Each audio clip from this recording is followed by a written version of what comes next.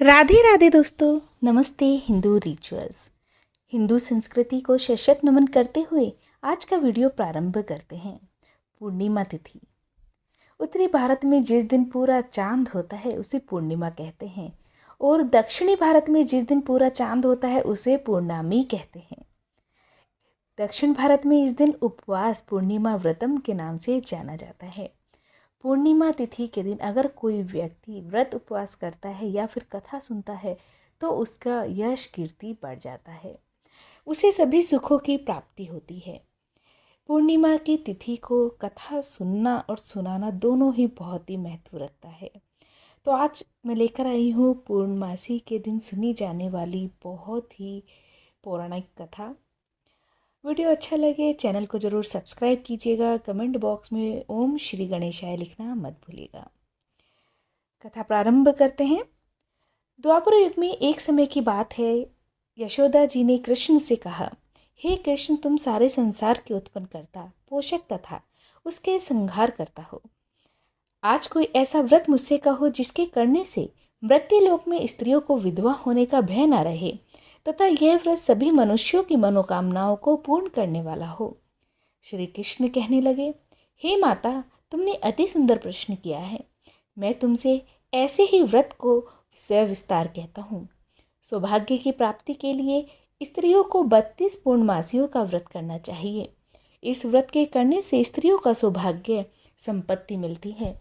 यह व्रत अचल सौभाग्य देने वाला एवं भगवान शिव के प्रति मनुष्य मात्र को भक्ति की बढ़ाने वाला होता है।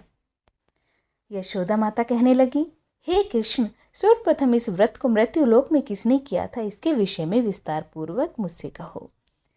तब श्री कृष्ण कहने लगे, इस भूमंडल पर एक अत्यंत प्रसिद्ध राजा चंद्रहास से पालित अनेक प्रकार के रत्नों से परिपूर्ण कातिका नाम की एक नगरी थी।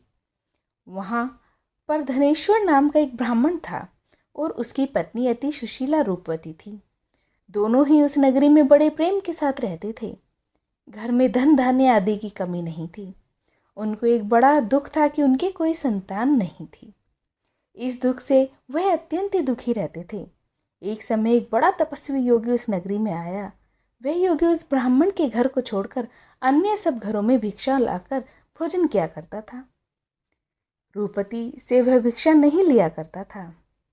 उस योगी ने एक दिन रूपवती से भिक्षा न लेकर किसी अन्य घर से भिक्षा लेकर गंगा किनारे जाकर भिक्षान को प्रेम पूर्वक खा रहा था कि धनेश्वर ने योगी का यह सब कार्य किसी प्रकार से देख लिया। अपनी भिक्षा के अनादर से दुखी होकर धनेश्वर योगी से बोला, महात्मा, आप सब घरों में भिक्षा लेते हैं परंतु मेरे घर की भिक्षा कभी भी नहीं लेते, इसका कारण क्या है? योगी ने कहा कि निसंतान के घर की भीख पतितों के अन्न के तुल्य होती है और जो पतितों का अन्न खाता है वह भी पतित हो जाता है। चूँकि तुम निसंतान हो अतः पतित हो जाने के भय से मैं तुम्हारे घर की भिक्षा नहीं लेता हूँ। धनेश्वर यह बात सुनकर अपने मन में बहुत दुखी हुआ और हाथ जोड़कर योगी के पैरों पर गिर पड़ा तथा आर्त भाव से कहने लगा, हे महाराज, यदि ऐसा है तो आप मुझको पुत्र प्राप्ति का उपाय बताइए। आप सर्वज्ञ हैं, मुझ पर अवश्य ही यह कृपा कीजिए। धन की मेरे घर में कोई कमी नहीं परंतु मैं पुत्र न होने के कारण अत्यंत दुखी हूँ।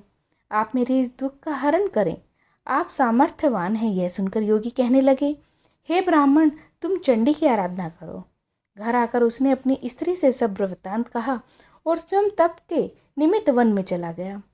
वन में जाकर उसने चंडी की उपासना की और उपवास किया। चंडी ने 16वें दिन उसको स्वप्न में दर्शन दिया और कहा, हे धनेश्वर, जा, तेरे पुत्र होगा परंतु वह 16 वर्ष की आयु में ही मृत्यु को प्राप्त हो जाएगा। यदि तुम दोनों स्त्री पुरुष 32 पूर्णमासियों का व्रत विधि पूर्वक करोगे तो वह दीर्घायु होगा। जितनी तुम्हारी सामर्थ्य हो आटे के दिए बनाकर शिवजी का पूजन करना, परंतु पूर्णमासी को 32 जो जाने चाहिए। प्रातःकाल होने पर इस स्थान के समीप ही तुम्हें एक आम का वृक्ष दिखाई देगा। उस पर तुम चढ़कर एक फल तोड़कर शीघ्र अपने घर चले जाना। अपनी स्त्री से सब वृत्तांत कहना। ऋतु स्नान के पश्चात वह स्वच्छ होकर श्री शंकर जी का ध्यान करके उस फल को खा लेगी। तब शंकर भगवान की कृपा से उसको गर्भ ठहर जाएगा। जब ब्राह्मण प्रातःकाल उठा तो उसने उस स्थान के पास ही एक आम का वृक्ष देखा जिस पर एक अत्यंत सुंदर आम का फल लगा हुआ था। उस ब्राह्मण ने उस आम के वृक्ष पर चढ़कर उस फल को तोड़ने का प्रयत्न किया, परंतु वृक्ष पर कई बार प्रयत्न करने के बाद भी वह न चढ़ पाया। तब तो उस ब्राह्मण को बहुत चिंता हुई और विप्र विनाशक श्री गणेश जी की वंदना करने लगा। हे दयानिधे, अपने भक्तों के विग्रह का नाश करने, उसके मंगल कार्य करने वाले, दुष्टों का नाश करने वाले, रिद्धि सिद्धि देने वाले, आप मुझ पर कृपा करके इतना बल दें कि मैं अपने मनोरथ को पूर्ण कर सकूं। इस प्रकार गणेश जी की प्रार्थना करने पर उसकी कृपा से धनेश्वर वृक्ष पर चढ़ गया और उसने एक अति सुंदर आम का फल देखा। उसने विचार किया कि जो वरदान से फल मिला था वह यह है और कोई फल दिखाई नहीं देता। उस धनेश्वर ब्राह्मण ने जल्दी से उस फल को तोड़कर अपनी स्त्री को लाकर दिया और उसकी स्त्री ने वो अपने पति के कथा अनुसार उस फल को खा लिया और वह गर्भवती हो गई। देवी जी की असीम कृपा से उसे एक अत्यंत सुंदर पुत्र का उत्पन्न हुआ जिसका नाम उन्होंने देवीदास रखा। माता पिता के हर्ष और शोक के साथ वह बालक शुक्ल पक्ष के चंद्रमा की भांति अपने पिता के घर पर बढ़ने लगा। भवानी की कृपा से वह बालक बहुत ही सुंदर, सुशील और विद्या पढ़ने में बहुत ही निपुण हो गया। दुर्गा जी की आज्ञा अनुसार उसकी माता ने 32 पूर्णमासी का व्रत रखना प्रारंभ कर दिया जिससे उसकी पुत्र की आयु बढ़ जाए। 16वां वर्ष लगते ही देवीदास के माता पिता को बड़ी ही चिंता हो गई, कहीं उनके पुत्र की इस वर्ष मृत्यु न हो जाए। इसलिए उन्होंने अपने मन में विचार किया, यदि यह दुर्घटना उनके सामने हो गई तो वे सहन न कर सकेंगे। अस्तु उन्होंने देवीदास के मामा को बुलाया और कहा कि हमारी इच्छा है कि देवीदास 1 वर्ष तक काशी में जाकर विद्या अध्यापन करे और उसको अकेला भी नहीं छोड़ना चाहिए, इसलिए साथ में तुम चले जाओ और 1 वर्ष के पश्चात इसको वापस लौटा लाना। सब प्रबंध करके उसके माता पिता ने काशी जाने के लिए देवीदास को एक घोड़े पर बैठाकर उसके मामा को उसके साथ कर दिया, किंतु यह बात उसके मामा या किसी और को नहीं बताई। धनेश्वर ने अपने पुत्र की मंगल कामना तथा दीर्घायु के लिए भगवती दुर्गा की आराधना और पूर्णमासियों का व्रत करना आरंभ किया। इस प्रकार बराबर 32 पूर्णमासी का व्रत पूरा किया। कुछ समय पश्चात एक दिन वह दोनों मामा और भांजा मार्ग में रात्रि बिताने के लिए किसी गांव में रुके हुए थे। उस दिन उस गांव में ब्राह्मण की अत्यंत सुंदरी, सुशीला, विदुषी तथा गुणवंती कन्या का विवाह होने वाला था।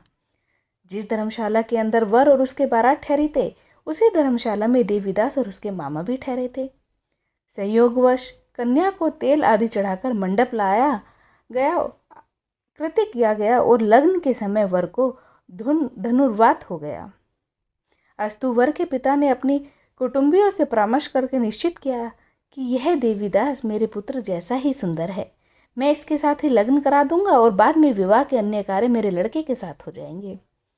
ऐसा सोचकर देवीदास के मामा ने से जाकर बोला कि तुम थोड़ी देर के लिए अपने भांजे को हमें दे दो, जिससे विवाह के लग्न का सब कार्य सुचारू रूप से हो सके। तब इसका मामा कहने लगा कि जो कुछ भी मधुर पर्क आदि कन्यादान के समय वर को मिले वह सब हमें दे दीजिएगा, तो मेरा भांजा इस बारात का दूल्हा बन जाएगा। यह बात वर के पिता ने स्वीकार कर लेने पर उसने अपना भांजा वर बनने को भेज दिया और उसके साथ सब विवाह कार्य रात्रि में विधिपूर्वक संपन्न हो गए। पत्नी के साथ वह भोजन न कर सका और मन में सोचने लगा, ना जाने कैसी स्त्री होगी। वह एकांत में इसी सोच में गर्म निश्वास छोड़ने लगा तथा उसकी आंखों में आंसू भी आ गए। तब वधू ने पूछा कि क्या बात है, आप इतने उदासीन और दुखी क्यों हो रहे हैं। तब उसने सब बातें जो वह वर के पिता ने वह उसके मामा ने की थी उसको बतला दी। तब कन्या कहने लगी कि यह ब्रह्म विवाह के विपरीत हो कैसे सकता है। देव, ब्राह्मण और अग्नि के सामने मैंने आपको ही अपना पति बनाया है, इसलिए आप ही मेरे पति हैं। मैं आपकी ही पत्नी रहूंगी, किसी अन्य की कदापि नहीं।